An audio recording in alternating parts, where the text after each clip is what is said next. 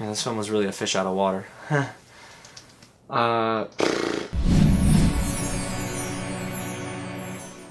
What's up guys, James here from Reflect the Screen, and today we watch Aquaman, the next installment in the DC Extended Universe. This film stars Jason Momoa as Aquaman, and this is his origin tale, so we basically follow him from when he was conceived to when he's a grown-up trying to do good and also stay on the surface and never go back to his homeland, which is Atlantis. He's a half-breed.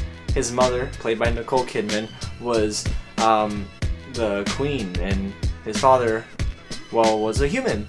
And they come together, and yeah, she's pretty much summoned back, and she's executed. So he doesn't want anything to do with Atlantis, and one day he's called back because there's turmoil. His half-brother, played by Patrick Wilson, well, they call him the Ocean Master, so he's basically going to destroy all of the realms in the ocean. So Queen Mara, played by Amber Heard, is trying to get Jason Momoa back underwater, trying to get Aquaman to go and reclaim the throne, you know? He's got his blood right, and here we are. The film itself is really just your traditional origin tale. It's nothing too crazy, even though it's grandiose on the surface. So let's begin with at least the one positive, which is Jason Momoa is really kind of likable. When in Justice League, I didn't care for him in the slightest. He was just Aqua Dude, and he still is in this movie, but he's at least more bearable. Maybe because he's having fun, and at least the script caters to him a bit more. But that's only about it. Oh, I'm sorry, wait, that ending action sequence. Yeah, it's a CGI fest, but it is really cool.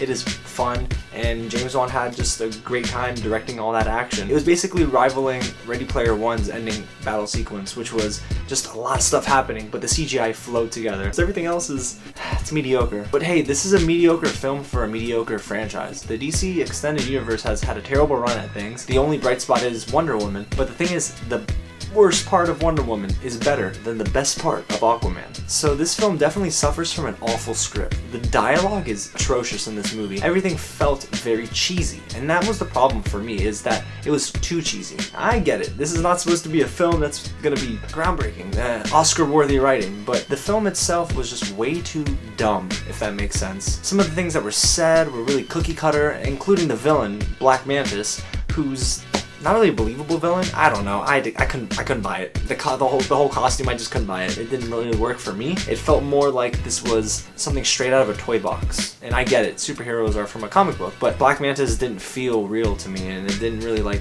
resonate. Another huge glaring issue with this film is that Amber Heard and Jason Momoa have virtually no chemistry. They kind of just butt heads, you know? They never really mesh, and they're kind of supposed to. I mean, they're working together to help save Atlantis, so you would think that there would be a better, I don't know, pairing between the two. But nope, they just kind of fall apart, and there's one point in the film where I feel like Amber Heard checked out completely. Jason Momoa at least is trying, and I think that maybe they just didn't really get along on set. I mean, it just didn't look like they had that chemistry between one another. I had a huge issue with the humor as well. It wasn't funny. Our theater was not laughing. I get it. They're doing the whole, we're trying to be Marvel and we're trying to still be serious, but it didn't really work for me in this film at all. So another thing that really did bog down the film is the fact that it was really long. 2 hours and 23 minutes is way too long for this movie. Like, I get it. It's an origin tale, but I was fatigued by the end of the film. I was just fatigued, man. I was tired. I just wanted to get out of the theater at that point. I'm like, guys, can we wrap this up,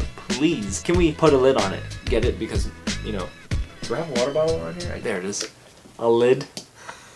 When it comes to director James Wan, who's really known for his horror movies and his role in the Fast and Furious franchise, I think that he didn't do a terrible job at directing the action. Him taking the director's chair on this one was really interesting for me. I thought that the action was unique in terms of the way it was filmed, and unfortunately there were many moments of technical annoyances, you know, like way too many moments of slow-mo. I mean, I swear there was one point where he's going through the submarine, Aquaman is walking through the submarine, and the film just slows down abruptly, and there's a drop in frame rate.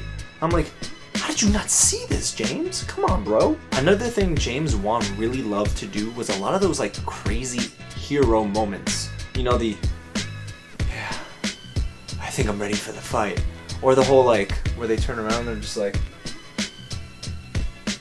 pretend like the score's in the background. The score, while it isn't terrible, it's just not memorable. And for a film that props itself up as like that epic film, the score is lacking. The soundtrack, please don't get me started on it. There's this one scene in particular in the Saharan desert where Amber Heard and Jason Momoa, they have to go to the desert to find this relic or whatever, and the establishing music for the shots of the Saharan desert is Pitbull's cover of Africa by Toto. Pitbull covered Africa by Toto.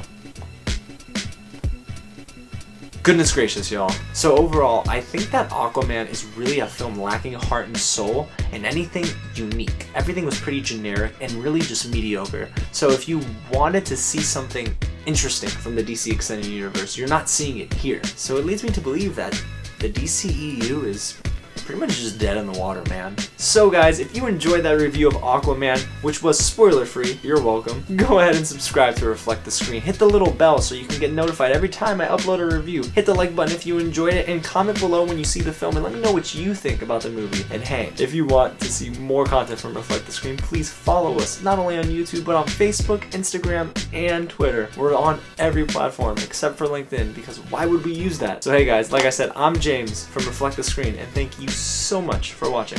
Catch you at the next screening.